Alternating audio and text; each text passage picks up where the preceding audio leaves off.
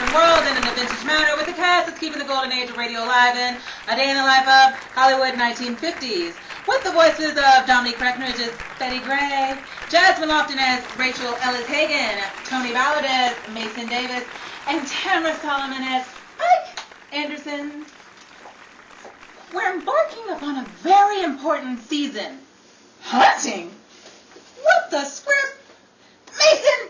Ugh. Ladies and gentlemen, we embark upon a very important season, the Academy Awards. As with the rest of you, the cast here at A Day in the Life of prepares, predicts, and participates in the annual occasion. We look in on Betty, who's arranging plans for the big night now.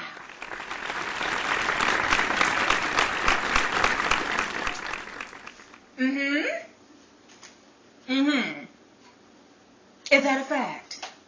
You don't say. Well, all right, Amos, but we're not in any need for taxi services tonight. No, not even the Los Angeles chapter.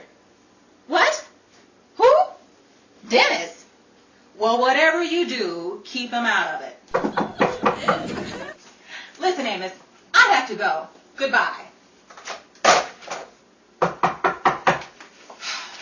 Oh, nice, too.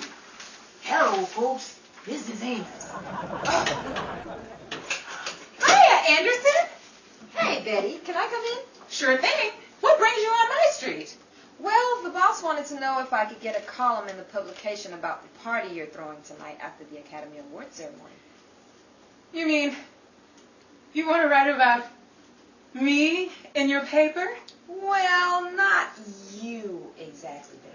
Gee, imagine a whole spread written entirely about me. Betty, not you specifically. And me on the cover of Vogue. Whoa, Betty, whoa. I don't think you get where I'm going. I know where you're going. I just don't think you understand where I'm driving at. In other words... You don't have to use any other words. The words I gave you were just fine. All right, Betty, all right. I'll play ball. If only to get to the story of the party approval from you. I don't know what I'm going to sell Mr. Petrie. Don't worry. He'll buy it. Who's Mr. Petrie anyhow? The new head of the board. The head of the board? No, I'm afraid I can't help with that position. With the silence in the audience, I take that joke is way too sophisticated. Or are there a lot of Perry Como fans out there? All right, Anderson. You write me up a good publicity story in your publication spread, and you can use my party as a feature. Say, Betty, I didn't think you went in for publicity pieces anymore. Yes. Is this Mr. Little's office? This is Betty Gray. I believe one of your patients has just escaped from your facility? No, not Ronald Coleman. I believe James Hilton took good care of that. Hello? Hello? Who pulled the jack out of the... Betty! Get off the phone. Just what do you think you're doing? Trying to get you the best of care, my dear. I believe Gilda isn't the only one whose memory has failed her. All right, all right. I just thought by now, being a big Hollywood star, you would have been through with trying to grab headlines. Operator, can you ring Dr. Little's office again? No, I'm afraid this is a case of emergency. I'm sure this one escaped from the snake pit. Betty, you stop that. As soon as you realize Olivia de Havilland's already been nominated for that performance, I'll be glad to. Unless it was Blanche Dubois you were competing against. But I'm sorry to tell you, Vivian has already collected on that one. Oh, I give up. Excuse me, Anderson. Hello? Oh, hello, Henry. Taxi? That quick, huh? No, I don't need Amos. So he's got you, eh? No thanks, Henry. I don't want any part of that racket. I'll leave that one all on you. Hey, why don't you pawn it off on Dennis? It's not like he hasn't tried to do the same thing to you in the past. I know. My mind thinks that way sometimes. Sure thing. So long, Henry. See you at the police station. After party. Okay, Anderson. Let's get started. On the night of March 30, 1955, At the 27th Annual Academy Awards, for the first and only time, actress Dorothy Dandridge will be nominated in the Best Actress category in a leading role for the 1954 version to the 1943 libretto Carmen Jones, becoming the first black woman to be nominated for a leading role at the Academy Awards. This film also stars Harry Belafonte, Pearl Bailey, Brock Peters, and Diane Carroll. While Dorothy did not win the award, she can be seen as presenter for the Best Film Editing category. Hey, Alice, just a cup of coffee, please. No milk. Hey, and if it doesn't have milk, it can be without cream. Gosh, boy, that Melvin Douglas still cracks me up. Hey, Mason. Hi, Rachel. Hey, Alice, another cup of coffee for my friend. Oh, Mason, you don't have to buy me a cup of coffee. I'm buying? Mason. Alice, one cup of coffee, please. Just when I thought you were selfish, you sacrificed your cup of coffee for me. And an empty cup, Alice. Here, Rachel, you can have half of mine. Ah! Rachel, what in the world did you do that for? This cup of coffee is on me. Okay, not where you're standing, it's not. Do you have those 2 orders ready, Alice? Dennis and I are in a hurry. We have to head over to the club and help Betty set up for the Academy Award after party.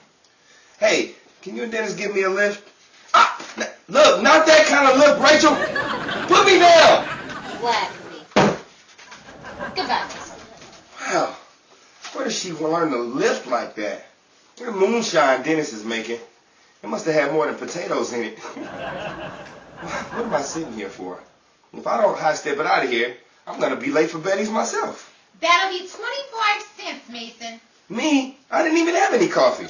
From where you're standing, you did. Fine. Here, take the quarter. Keep the change.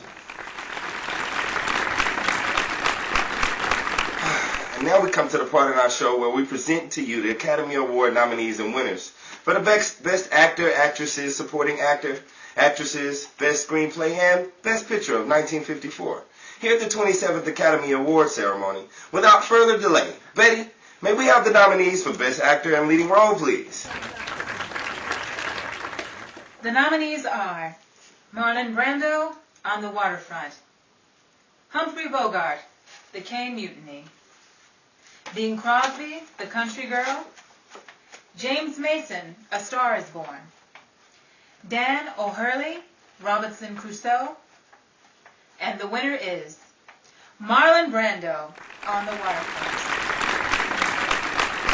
And now, the nominees for Best Actress and Leading Role are Dorothy Dandridge, Carmen Jones; Judy Garland, A Star is Born; Jane Wyman, Magnificent Obsession; Audrey Hepburn, Sabrina; Grace Kelly, The Country Girl.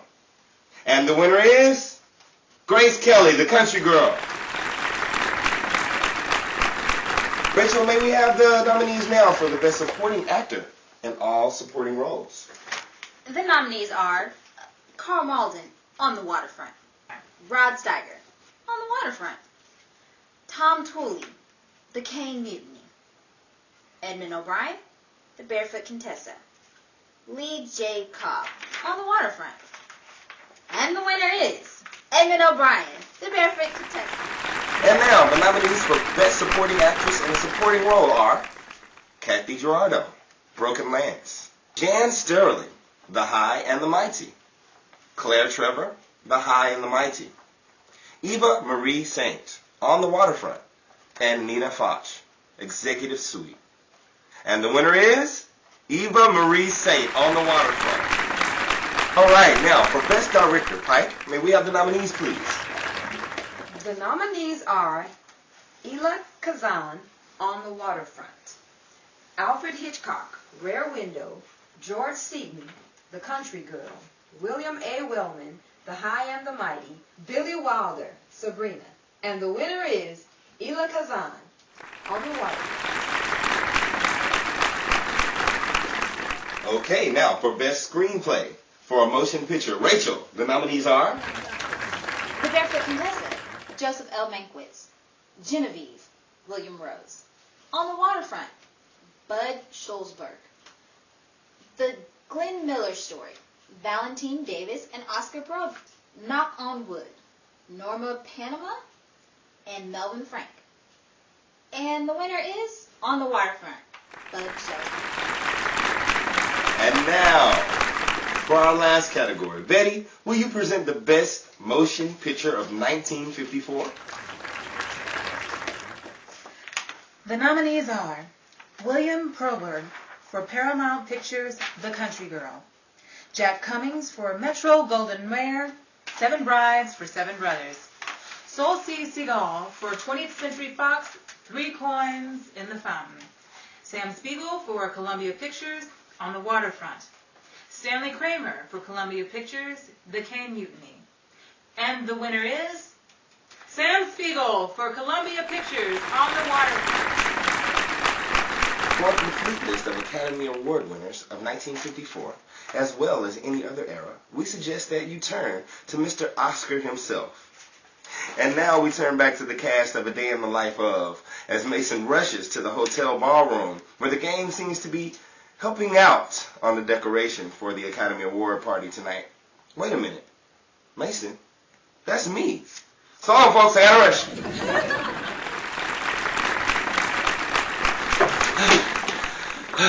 I'm here, guys. I made it. Mason, where have you been? I've been out drinking coffee. Ah, how you look like the pot it came in. Oh. No matter. We don't have much time, and there's still a lot to do. Right. Where's Betty? She's out back with Dennis and Henry. Hang up, Pike. I went in the lobby and gathered all the... Mason. Well, if it isn't the coffee calling the cream of milk. Huh? Nothing, Pike. Rachel, just a little teapot, short and stout. Why you... Please, coffee, tea, calm down. There's enough cream and milk for everybody. Now, let's set our pots and kettles aside for the greater good of the party. I have a write-up to do on this Academy Award party, and I'd rather not mention how the pot beats the kettle black. Neutral corners, both of you. Settle down. Here comes Betty. Hey, I made it, Betty. I remembered you the first moment I saw you. Oh, thanks. I can't help the coffee stains. I remember you were in trouble all the time. Oh, no more than usual. Maybe they just didn't know how to handle you. Hey, I've been saying that for years, you know? They don't know how to handle me, though. With a little more patience and kindness, that's what makes people mean and difficult. People don't care enough about them. Yeah, you know, just one date with me. Wait a minute. Betty, are we talking the same language? Unless you're talking Marlon Brando, I don't think she can hear you. Talking Marlon Brando? Is he here? On the waterfront. He is? Oh, well, I'm going to go out there and speak to him then. Not him. Terry Malloy on the waterfront, nominated tonight for Best Actor, Best Actress, Best Picture, and so on at the Academy Awards. Oh, that's the scene from On the Waterfront where Terry and Edie, they just escaped from the church Johnny Friendly's gang had busted in. I remember now. Terry and Edie are in the park. Stand aside, Pike. Stand aside, Pike. I'm going to take it from you. Now, you listen to me. I better get you home. There's too many guys that got one thing on their mind.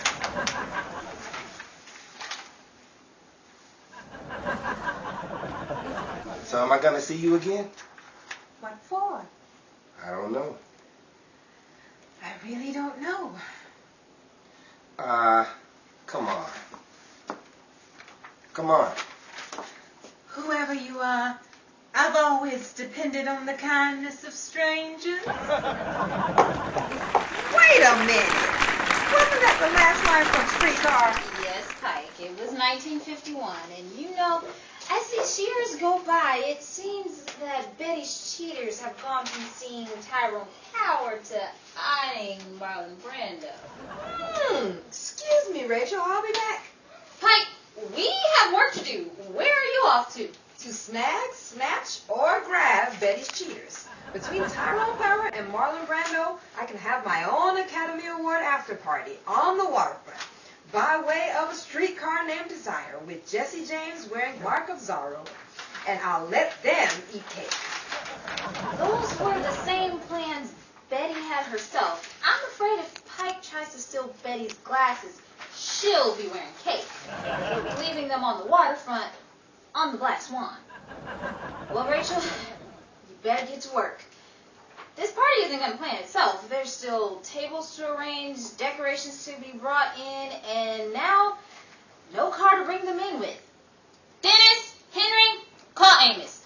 We may need his taxi service after all. Night, everybody. The voices heard on tonight's broadcast were provided by Jasmine Lofton as Rachel Ellis Hagan. Also, Tamara Solomon as Pike Anderson. Hello, folks. This is Tony Ballard as Mason Davis. And Dominique Breckenridge as Betty Gray, reminding you that all of the women's wardrobe worn tonight and the broadcast were provided by her private line, Dominique Bobby Collection. A Day in the Life of thanks you for tuning in to our broadcast. Remember to subscribe to our Dominique Review YouTube channel, like us on Facebook, follow us on Twitter at Dominique Review, and share us with others before we bring you an all-new episode next week. Be sure to tune in with your friends and family here at the YouTube broadcasting channel, Dominique Review. This has been a Dominique Review production. Good night, everybody. Ring a ding ding. Great!